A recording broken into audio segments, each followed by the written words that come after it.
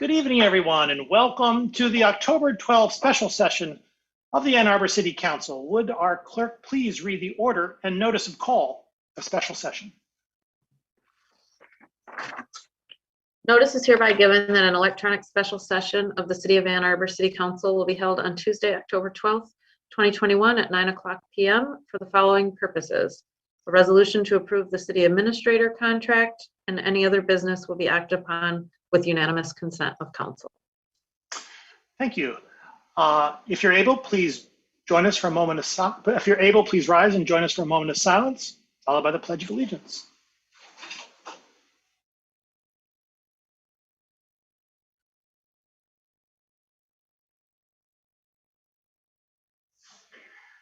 I pledge allegiance to the flag of the United States of America and to the republic for which it stands, one nation, indivisible, with liberty and justice for all. Would our clerk please call the roll of council? Councilmember Hayner, Here. Councilmember Dish, Here in Ann Arbor. Councilmember Griswold, Here, Ann Arbor. Councilmember Song, Here, Ann Arbor. Councilmember Grand, Here in Ann Arbor. Councilmember Radina, Here in Ann Arbor. Mayor Taylor, Here in Ann Arbor. Councilmember Iyer, Here in Ann Arbor. Councilmember Nelson, Here in Ann Arbor. Councilmember Briggs, Here in Ann Arbor. Councilmember Ramlawi. Present, Ann Arbor. We have a quorum. Excellent. May I have a motion, please, to approve the agenda? Moved by Councilmember Griswold, seconded by Councilmember Briggs. Discussion of the agenda.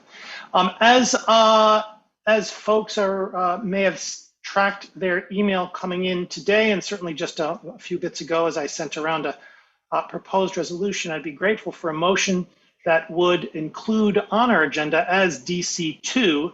Resolution to waive privilege on DICMA legal analysis of vaccine mandate. May I have a motion, please? Moved by Councilmember Ramlawi, seconded by Councilmember Grand. Discussion, please, of that proposed agenda amendment.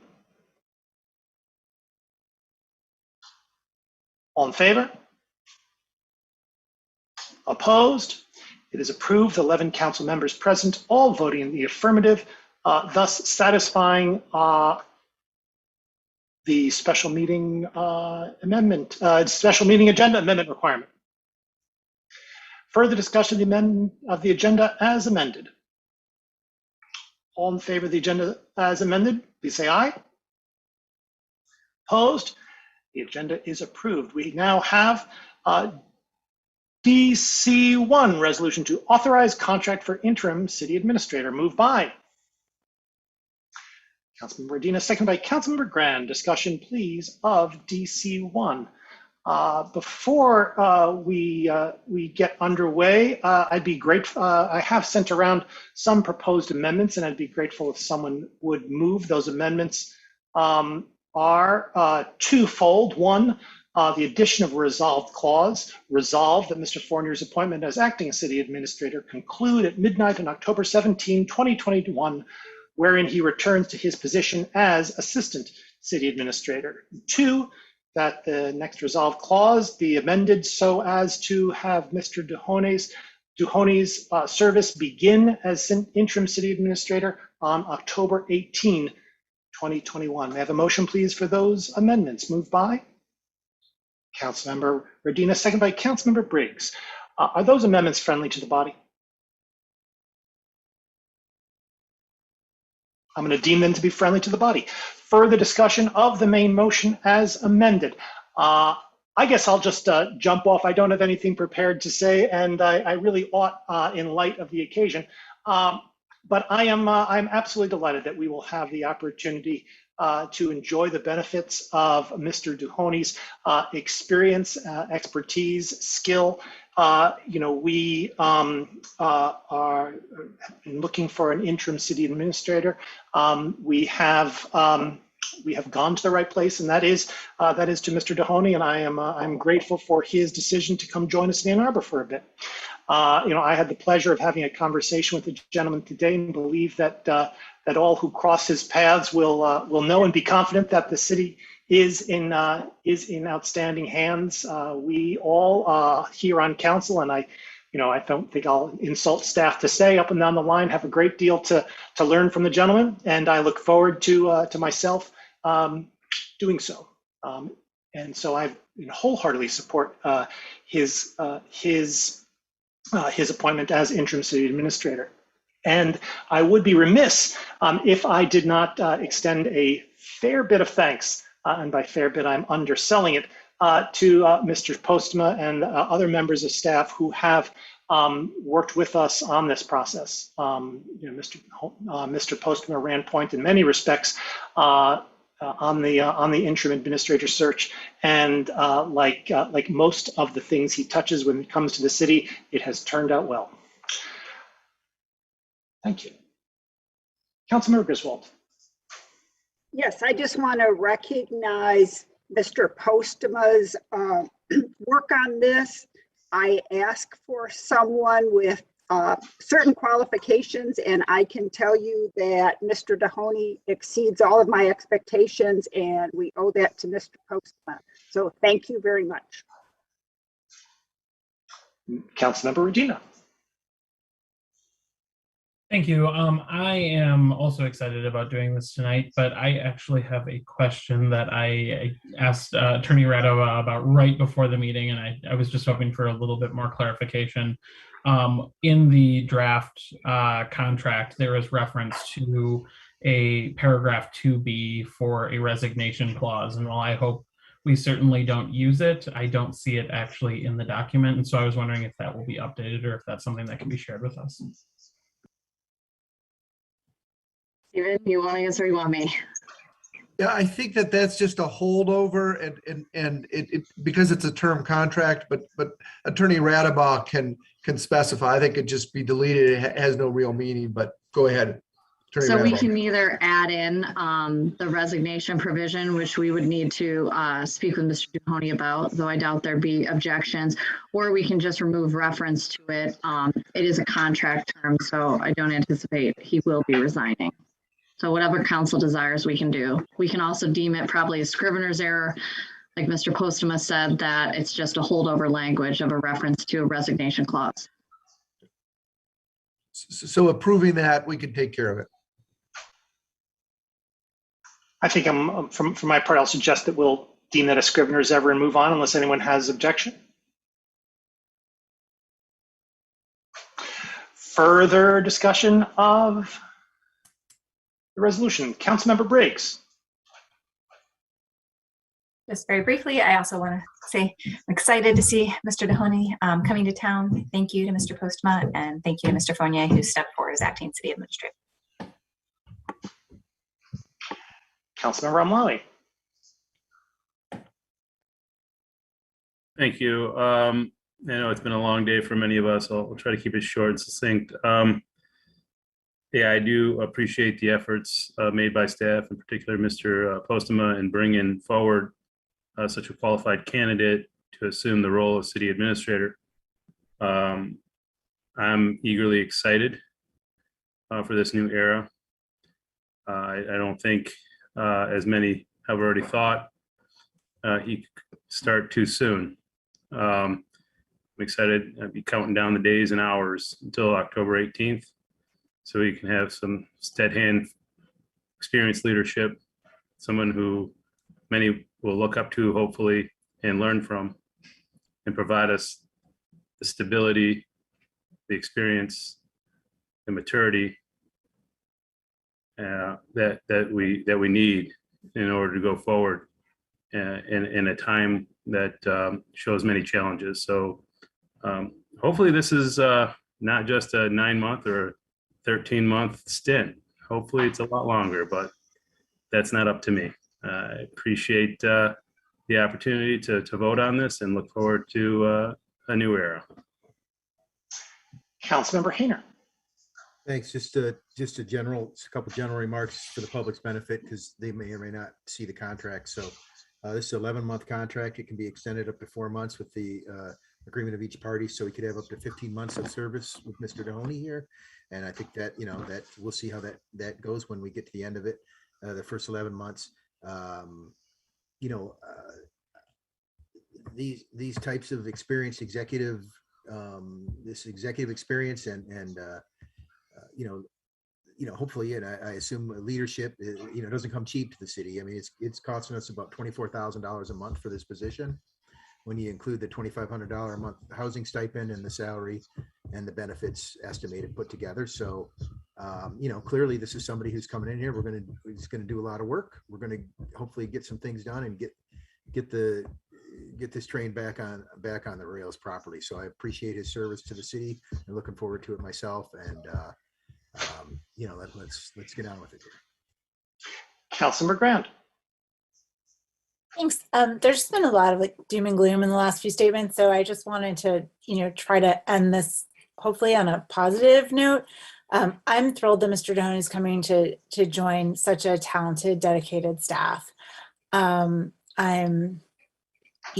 We have so many, as long as our meetings have been, I feel like we're actually getting a lot of great things done for the city. We just had a meeting earlier today that showed, we're going to be working on affordable housing in our downtown. We're improving our non-motorized network multiple times over from where it was a few years ago. Our kids are, not that we had anything to do with it, but our kids are in school, and lots of great things happening in the community. And I think Mr. Dohoney is coming here, I hope, because he is excited to help us bring our initiatives forward, our initiatives in carbon neutrality and plans for how we can use some of these federal dollars. We're really going to benefit, I believe, from his expertise in helping continue much of the great work that's being done here at the city. And I think he's coming here. I think he showed in his interviews that he really does. Although, neutral does align with our values and is excited about pushing many of these initiatives forward. So thank you to staff who's done such a great job under some particularly challenging circumstances in helping us continue to get great things done for the city. Councilmember Hayner. Thanks. I'd just like to object to the characterization of my remarks that were factual readings from the contract as doom and gloom. The only way you can read that as doom and gloom is if you fully understand that we do have a structural deficit as a city. We faced it for the last 3 years and have yet to do anything about it. If speaking to the factual matters of a contract are doom and gloom, well, there it is. I didn't write it. I'm just going to approve it. Further, Councilmember, Mr. Postma. Well, if council is done, I just wanted to say also that we worked hard with a consultant. In fact, there were several consultants all across the country who, even though they were out looking for us, even though they were not under contract, and Mr. Earl did a good job bringing us candidates. And it was actually, while it was a compressed time period, working with the admin committee, it was quite focused, and I appreciated that effort. And I think that many people weighed in and took this very, very seriously. I was happy to do that. As you know, I like to hire, and I've been good at hiring in my office, and I was happy to do this for the council. I've spent time with Mr. Dohoney, including on Monday, and we'll continue to do that. And there were several people who gave wise advice. I'll do a shout out to Mr. McDonald in my office, who assisted with initial interviews, and the two of us sat down in early September and got to know him and got to recommend him. So there was a lot of efforts, and I think that I think he will help the city, and I think people in the city are excited for him to come on. I will also say that he ordinarily was going to be here on the 25th. He'll be working remote. He doesn't like to work remote. He spoke with Mr. Fournier about that. He's willing to do that next week and have that official starting time, and he will be doing things in the city. I think his official first day is will be the 25th as far as working with the staff, but he'll arrange that with Mr. Fournier, and he is boots on the ground and has been asking for materials to get ready to go, and I believe he will be ready. So it's been a pleasure to meet him and to help bring him here. Councilor Song. I just want to say I'm particularly excited to have expertise on coming from Mr. Mahoney, and then also Mr. Fournier coming from working with much larger budgets. I think Pittsburgh had a $700 million budget. Phoenix has a $1.5 billion budget. So it'd be really interesting to see that expertise, both of their expertise still, at play here in Ann Arbor. And I hope we can figure out a way to give a warm welcome to Mr. Mahoney. So if there's anything planned, let us know. Thanks. I sense a kimchi drop-off. Further discussion. Super briefly, in my remarks, I was primarily looking forward, and I think it's appropriate, and a couple of council members have reminded me, speaking of things that I can learn, that I need to look backward a little bit as well, and I would like to extend my thanks and appreciation for the work done by Mr. Fournier. The initiatives, we have several initiatives in the city that have accelerated and been accomplished during this past couple of weeks and months. There have been other things as well too that have moved forward with celerity, and I'm grateful for his expertise, his energy, and his professionalism. So if I were wearing a hat, I would tip it. Thank you. Further discussion of the main motion. All in favor? All opposed? It is approved. Let the record show that it was unanimous with 11 council members present, all voting in the affirmative. Mr. Mahoney, welcome. DC2, resolution to waive privilege on Dykma legal analysis of vaccine mandate. Moved by Councilmember Graham, seconded by Councilmember Medina. Discussion, please, of DC2. As folks, let me start my clock. As folks know, the City of Ann Arbor is moving forward, seeks to move forward with a vaccine mandate for its workforce to ensure that it is conducting a safe workplace, that its workers here can move forward in the context of a worldwide pandemic with a deadly contagious disease for which there is a safe and effective vaccine, and that members of the public as well can be confident that the folks with whom they need to engage from the municipal organization are themselves, as best as science can achieve, not vectors for infection. All these are achieved through safe and effective vaccines, and that's why we're moving forward, seeking to move forward with a vaccine mandate. We have, of course, obtained legal advice with respect to this vaccine mandate, and the city attorney's office has reviewed same and come to the conclusion that it would not be a prejudice, that there is no prejudice that would accrue to the city as a result of the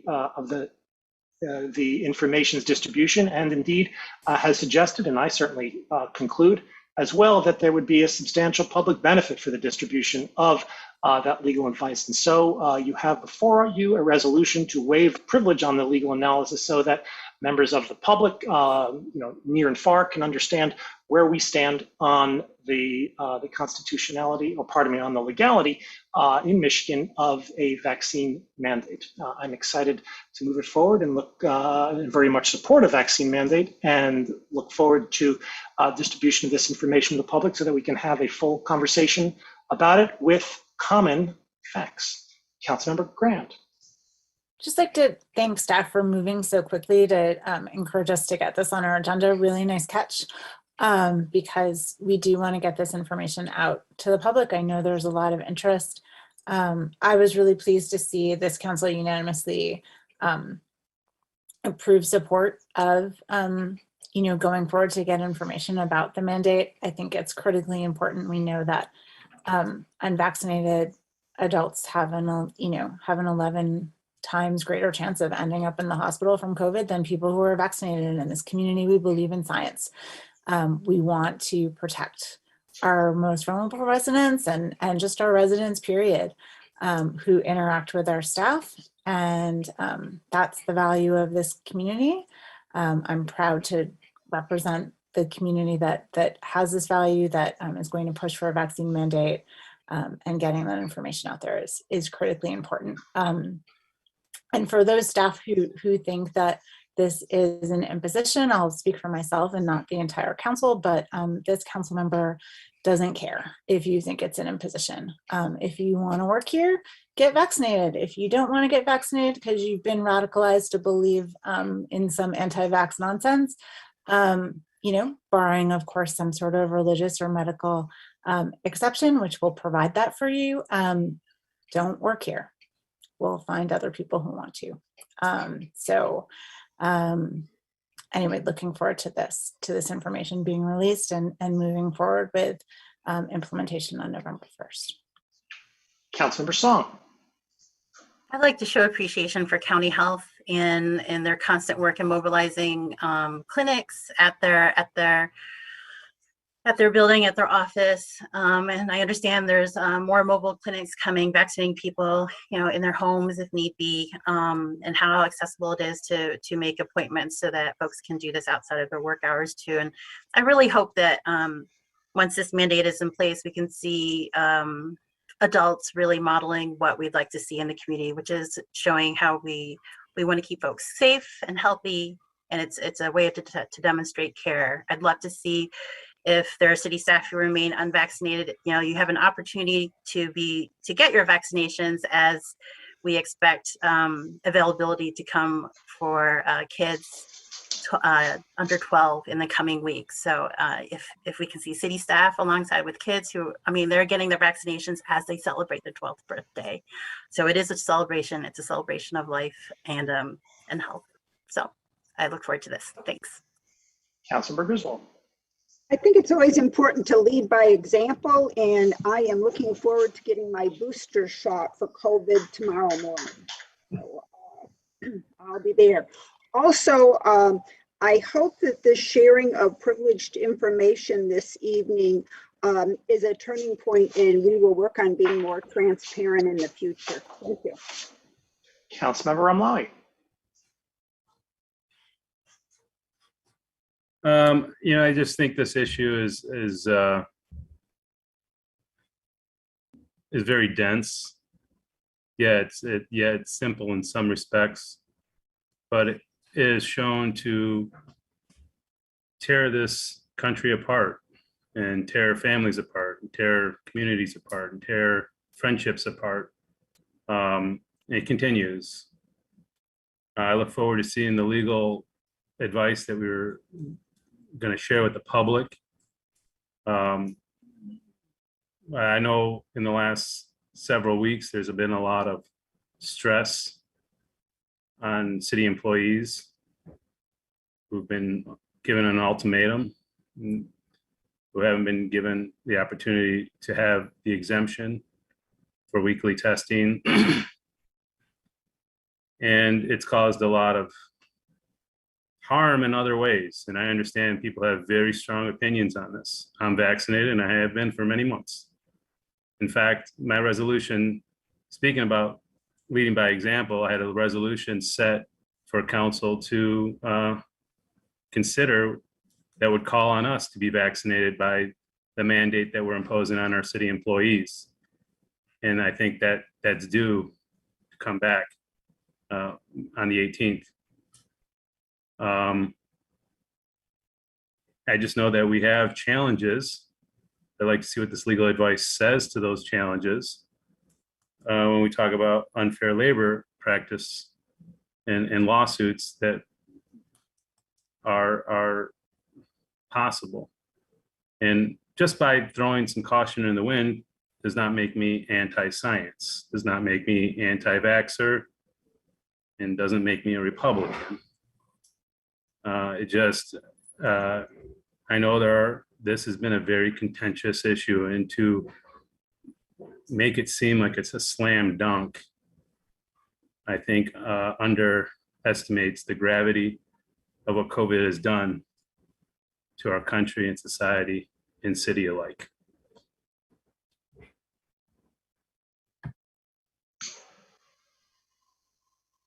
Councilmember Briggs. Thanks. I just wanted to speak a little bit. I'm glad we're releasing this memo or releasing this report and getting more information out. So we have common set of information out in the community to have discussion around this. To those members of staff that still have angst around a vaccine mandate, I know you're not alone in this country, and there's remains a lot of debate. I have members of my family who feel strongly. Of my extended family that are strongly opposed to the vaccine mandates. And so, but I obviously, for members of our staff who are serving our community, it is very important, as others have spoken to already, that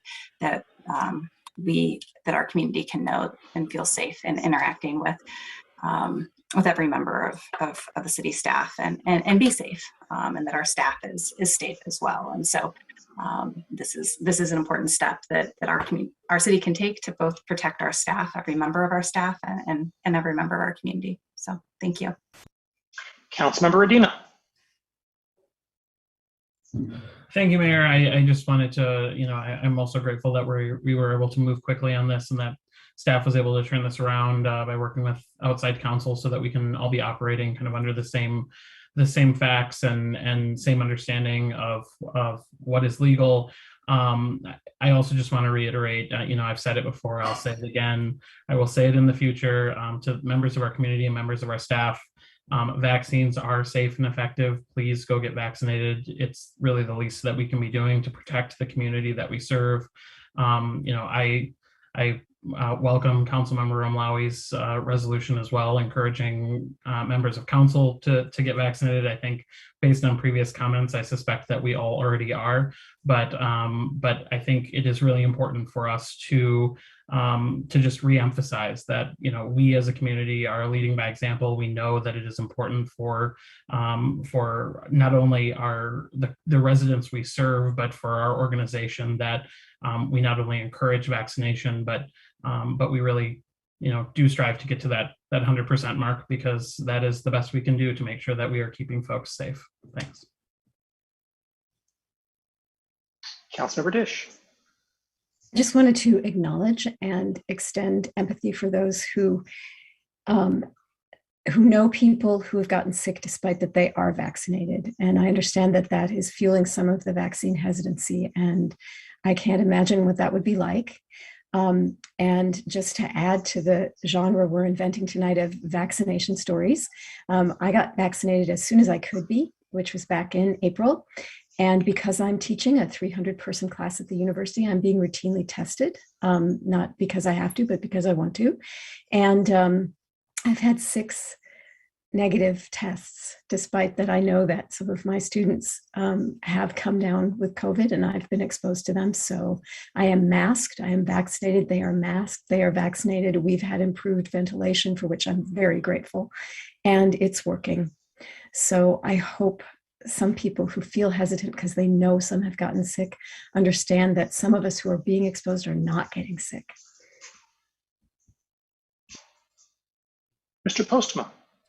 Yes, and just to clarify, the legal memo is not on pros and cons of vaccination. The legal issue primarily is one issue that was raised out there by the governor's budget bill, and it was something that caused confusion in the bill.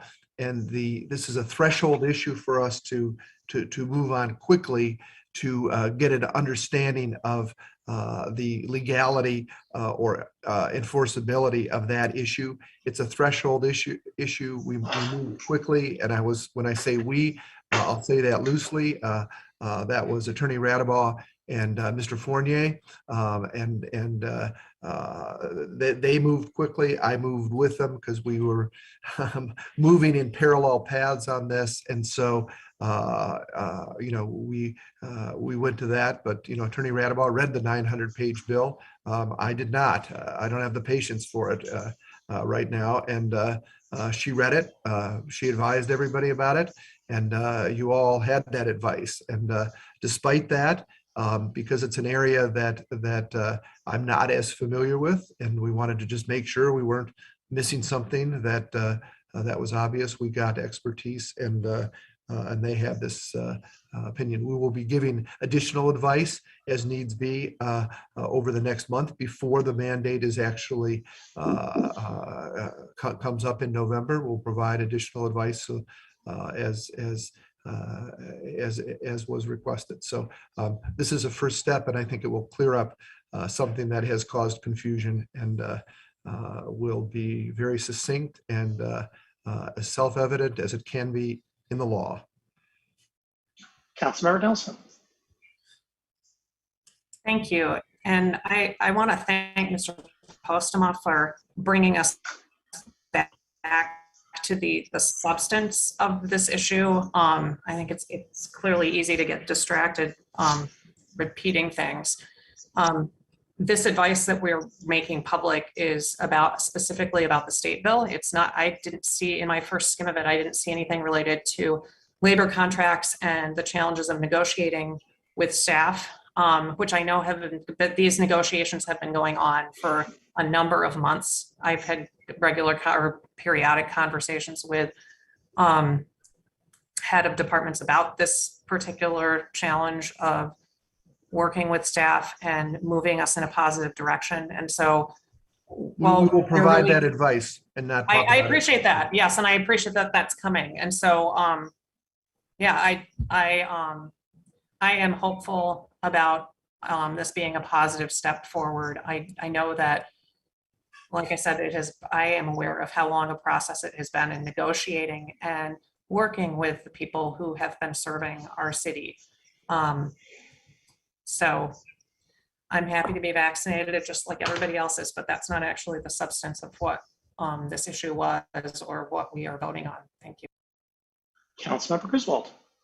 And is this legal opinion applicable to all communities within Michigan?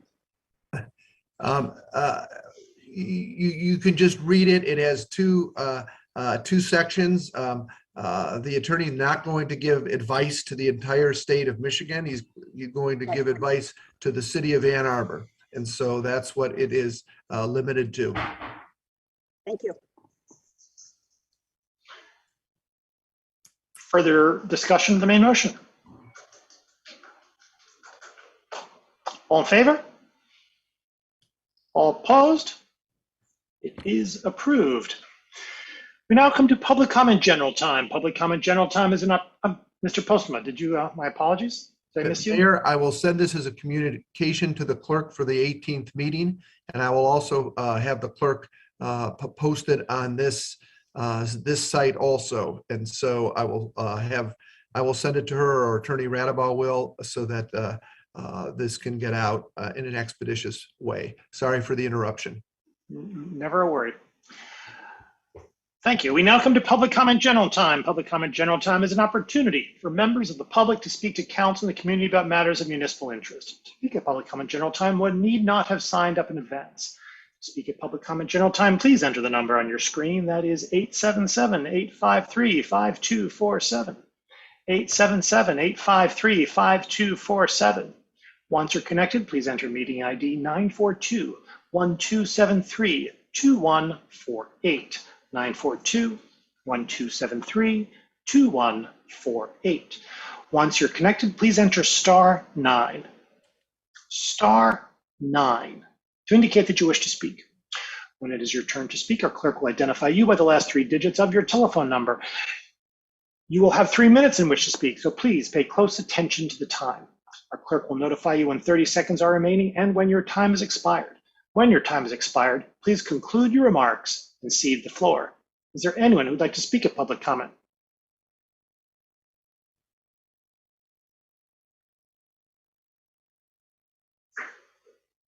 Mayor, there's one caller on the line, but she doesn't have her hand up. Anyone wishes to speak, please enter *9 now.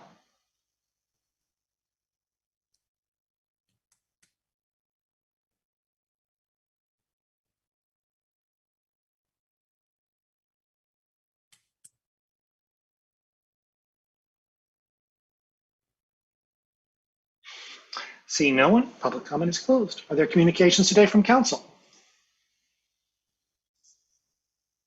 We have Councilmember Nelson. I probably could have made a shout out at the last session we had, but I spent this afternoon at Arbor working on their rebuild of the second part of their playground. They worked on the first part of their playground 2 years ago, which was also really fun to work at. There's a sign up doodle or whatever they call it online. Anybody who wants to participate, it's great. You can, if you're skilled, you can help in a special way. If you're unskilled, which was my category, they had me drilling screws over and over and over again and carrying wood across the playground. It was great. So Arbor White Rebuild Playground is going. Councilmember Adina.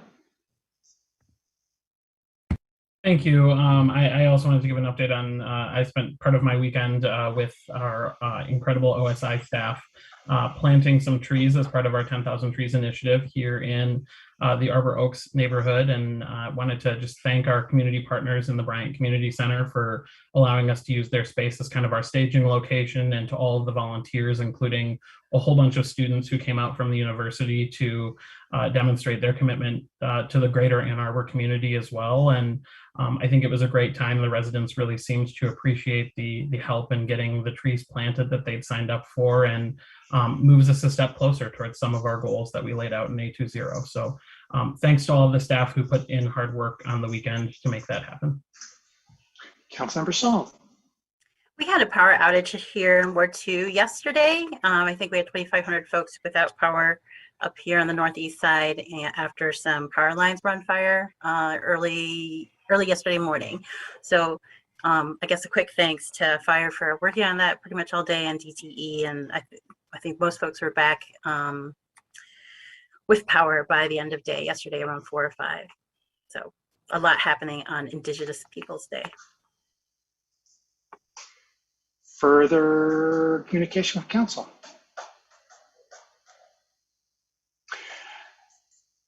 May I have a motion to adjourn, please? Moved by Councilmember, or second by Councilmember Briggs. Discussion?